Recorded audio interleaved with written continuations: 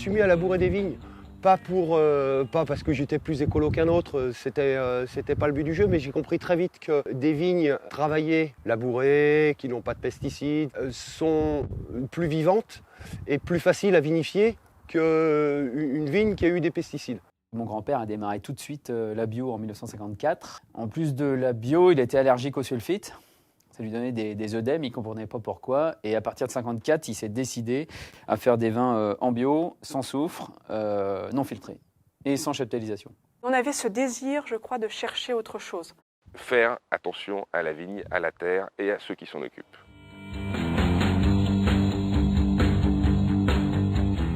Je me suis rendu compte que vraiment rentrer un beau raisin, c'était la base du vin, de tous les vins même. Voilà. Plus ton raisin est beau, moins tu as à faire de manipulation dessus, à rajouter de produits. Texture de vin, il y a un soyeux, c'est ça que j'aime moi, ce soyeux-là. Et puis derrière ce soyeux, paf, tu as l'origine, dans les acides, tu as la finale un peu précise.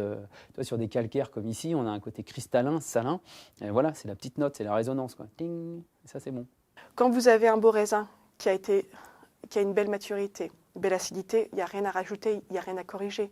On laisse le temps faire, on laisse la fermentation opérer, et c'est ça qui est merveilleux, c'est que c'est magique. Ce produit, c'est respecter le raisin, le prendre, et vu qu'on respecte la vigne, vu le travail qu'on fait dans la vigne, on a un raisin qui est sain quand il rentre au cuvage, et de faire un vin de ce produit transformé naturellement par les micro-organismes qu'il compose. La première fois que j'ai eu de l'émotion sur un vin, je me suis dit, quand je serai grand, je voudrais faire ça, quoi.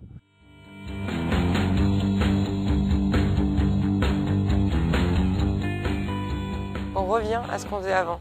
Et c'est pas un renouveau, c'est juste un moment, je pense que l'humain a toujours du mal à accepter les erreurs qu'il fait. Et là, il faut juste se dire que c'était une grosse erreur pendant 30 ans et que maintenant, on revient à ce que nos grands-pères faisaient, nos arrière-grands-pères faisaient. On a vu arriver des levures exogènes, sélectionnées, qui donnaient vraiment des goûts un petit peu particuliers, hein, et qui emmenaient le vin dans un entonnoir de goût.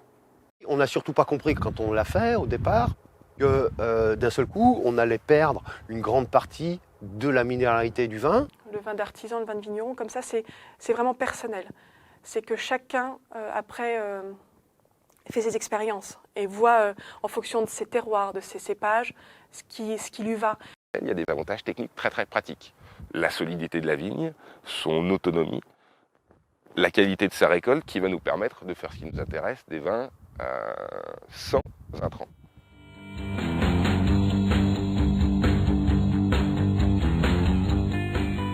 C'est des vins de passion. Après, on aime ou on n'aime pas, on aime la philosophie ou pas, mais au moins, c'est pas une sorte de mode. On va pas vous dire, tu fais du vin nature parce que ça se vend, parce que ça marche, c'est pas ça. Je pense que c'est pas qu'une mode, quoi. Je pense réellement et j'y crois que ça va durer. Et que ceux qui font ça juste pour le côté économique de la chose verront que c'est tellement de travail que derrière, c'est obligé d'avoir un peu une passion.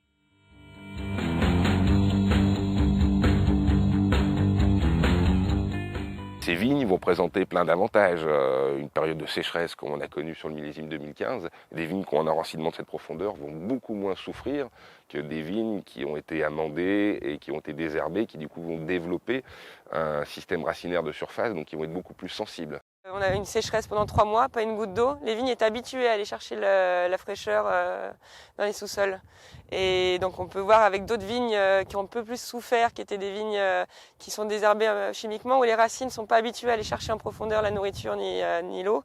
Et là, les racines restaient en surface et la vigne séchait. Quand on fait goûter une bouteille, ils disent « Ah, il n'y a que du fruit, c'est frais, c'est étonnant ». Il y a un truc important que je n'ai pas dit, c'est la digestibilité du vin. Parce qu'un vin nature, il est fluide.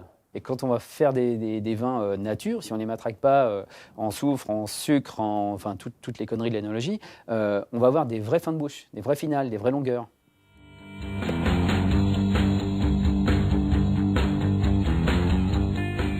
La grande distribution, c'est jamais. Les grossistes, non plus. Moi, ce que j'aime, c'est des gens qui font de la signature, qui ont une éthique derrière, qui ont une idée bien précise. Donc évidemment, très rapidement, mon réseau de distribution, il s'est retrouvé sur des bars à vin, des cavistes nature, des belles tables en restauration. Et puis après, dans les autres pays, on voit un petit peu au Japon, aux États-Unis, dans tous les pays d'Europe, un petit peu partout, mais c'est toujours à peu près le même réseau. Et ça, dans les canaux de distribution, il y en a plein. Le web en fait partie. Il y a des pays qui sont plus buveurs que d'autres, hein. Je pense aux pays du nord de l'Europe, par exemple, qui ne sont pas des pays producteurs. Moi, j'ai fait confiance à Petite Cave parce que Petite Cave, je les connais quand même par le verre coquin depuis que je me suis installée. Et ça a été dans les premiers à me faire vraiment confiance.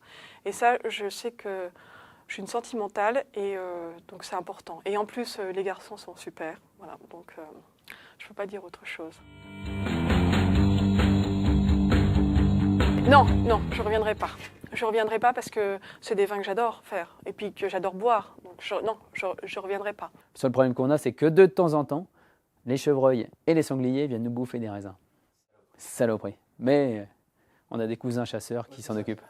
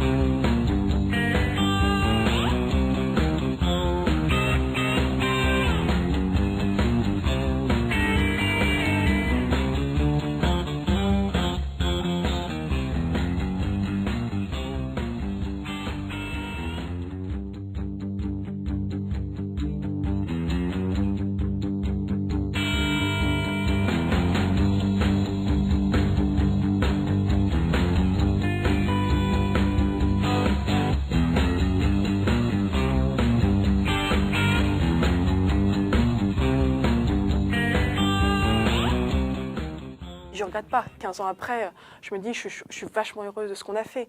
Ça reste une quête. Voilà. Une quête qui fait que de temps en temps, on cherche le plus. On réussit rarement.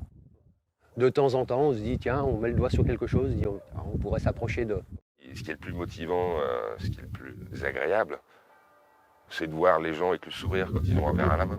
Un moment de plaisir tout simple qui est boire un verre de vin, qui n'est pas dans l'idée de déguster ou